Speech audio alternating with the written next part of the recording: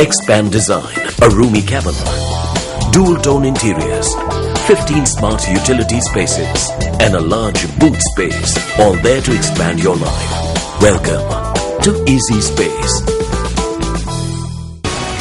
புகலிடம் கோரி இலங்கைக்கு வரும் பாகிஸ்தான் பிரஜைகளை மீண்டும் அவர்களது நாட்டுக்கு திருப்பி அனுப்பும் நடவடிக்கையை நிறுத்துமாறு அகதிகளுக்கான ஐக்கிய நாடுகளின் முகவர் நிலையம் இலங்கையிடம் கோரிக்கை விடுத்துள்ளது. அகதி அந்தஸ்து கோரி இலங்கைக்கு வந்துள்ள பாகிஸ்தான் மற்றும் ஆப்கானிஸ்தான் பிரஜைகளை கைது செய்யும் நடவடிக்கையொன்றை இலங்கை அரசாங்கம் கடந்த ஜூன் 9 முதல் ஆரம்பித்துள்ளதாக அகதிகளுக்கான ஐக்கிய நாடுகளின் முகவர் நிலையத்தை மேற்கோள் காட்டி ராய்ட்டர்ஸ் செய்தி வெளியிட்டுள்ளது.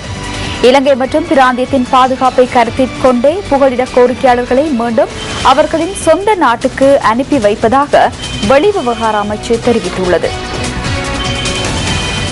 கடந்த 2 நாட்களில் மாத்திரம் இலங்கையிலிருந்து 18 புகலிட கோரிக்கையாளர்கள் நாடு கடத்தப்பட்டுள்ளதாக அகதிகளுக்கான ஐக்கிய நாடுகளின் முகவர் நிலையம் தெரிவித்துள்ளது.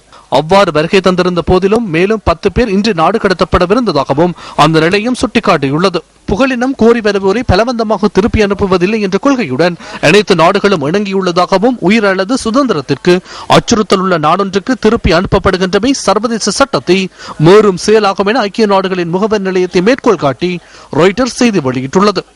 எவ்வாறாயினும் கடந்த 1 வருட காலத்தில் இலங்கைக்கு வருகை தந்துள்ள சட்டவிரோத புகலிட கோரிக்கையாளர்கள் அரச வளங்கள் மீதான சுமையை அதிகரித்துள்ளதாகவும் அவர்கள் இலங்கை மற்றும் பிராந்திய நாடுகளின் பாதுகாப்பிற்கு அச்சுறுத்தலாக அமைந்துள்ளதாகவும் வெளிவிவகார அமைச்சின் உத்தியோகபூர்வ இணையதளத்தில் வெளியிடப்பட்டுள்ள அறிக்கையில் சுட்டிக்காட்டப்பட்டுள்ளது.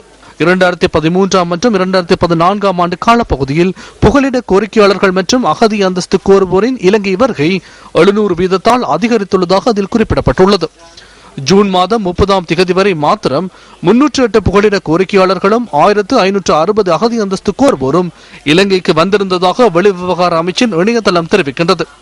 இலங்கையில் உள்ள இலகுவான விசா கொள்கை தவறான முறையில் கையாளப்படுகின்றமை மற்றும் ஆட்கடத்தல் செயற்பாடுகளே இதற்கான காரணம் என அதில் குறிப்பிடப்பட்டுள்ளது. புகலிட கோரிக்கையாளர்களின் வருகை அதிகரித்துள்ள போதிலும் அவர்களை பராமரிப்பதற்காக அகதிகளுக்கான ஐக்கிய நாடுகளின் முகவர் நிலையத்திலிருந்து போதிய அளவு நிதியுதவிகள் கிடைப்பதில்லை எனவும் வெளிவிவகார அமைச்சு சுட்டிக்காட்டுகின்றது. கால வரையறையின்றி அத்தகைய சுமையொன்றை பொறுப்பேற்பதை எந்த ஒரு அரசாங்கமும் விரும்பாது என வெளிவிவகார அமைச்சின் இணையதளத்தில் மேலும் குறிப்பிடப்பட்டுள்ளது.